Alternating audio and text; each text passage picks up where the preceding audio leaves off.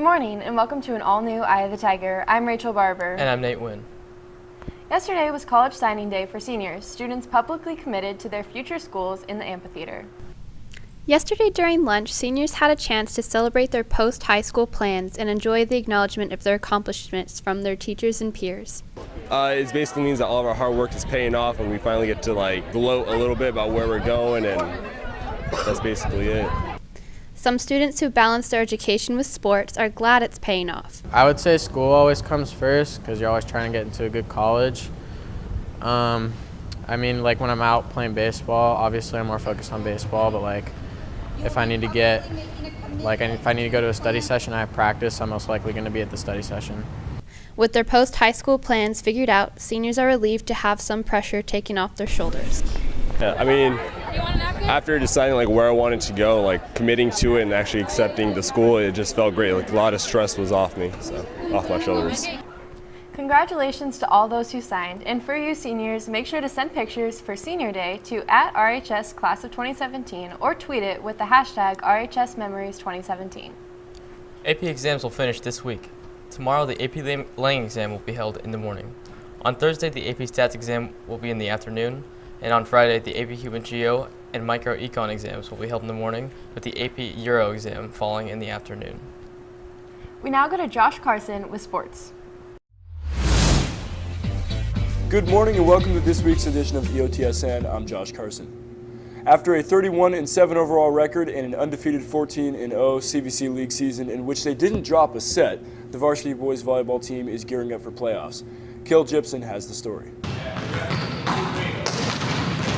Following a historic regular season, the varsity boys volleyball team is preparing for playoffs and looks to apply the success they gained over the last 3 months to their postseason play. We haven't lost a set to anybody, so just knowing that, I think going into playoffs, we're going to come out with a lot of momentum and try to beat the teams again. For me, being the first year here playing for them, I have had to prove a lot. So to have won a lot and not lost a set in league, and to come in and pretty much have a historic season here is really nice, and we just have to keep looking forward and doing the same things we've been doing. With all of their past success, the team knows that they must focus on the present tasks in front of them.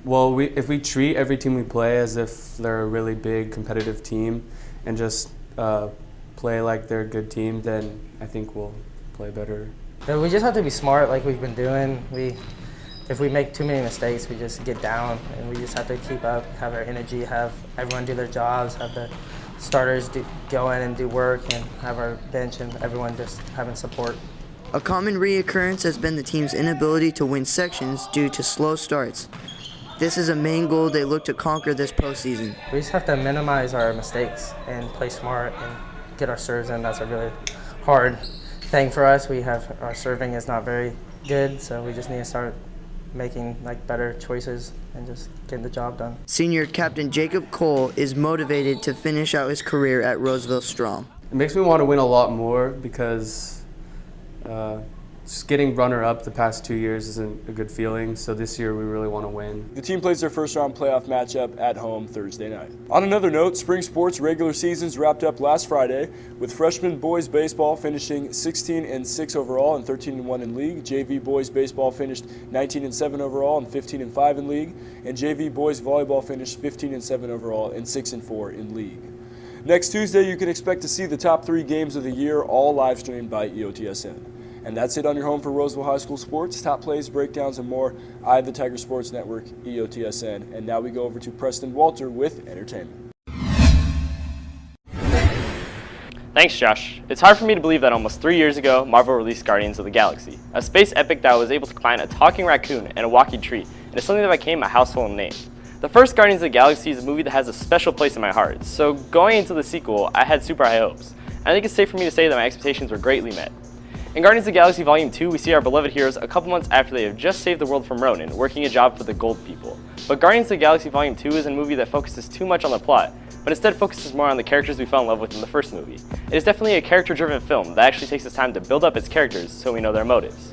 Guardians of the Galaxy Volume 2 juggles multiple plot lines that all blend together in the end, but the plotline with the most focus is the relationship between Star-Lord, again played by Chris Pratt, and his father Ego, played by Kurt Russell.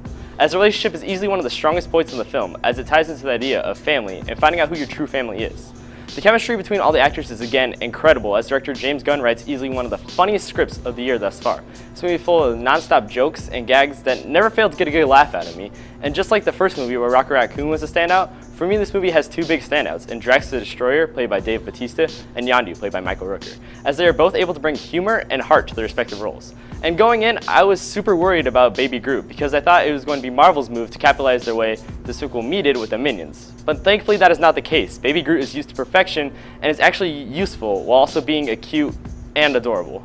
But beyond all the acting and stunning visuals, the biggest thing I was hyped for was the soundtrack. I purposely avoided listening to the Awesome Mix Volume 2 before the movie came out, just because like last time, I wanted to be surprised when I heard the music in the movie.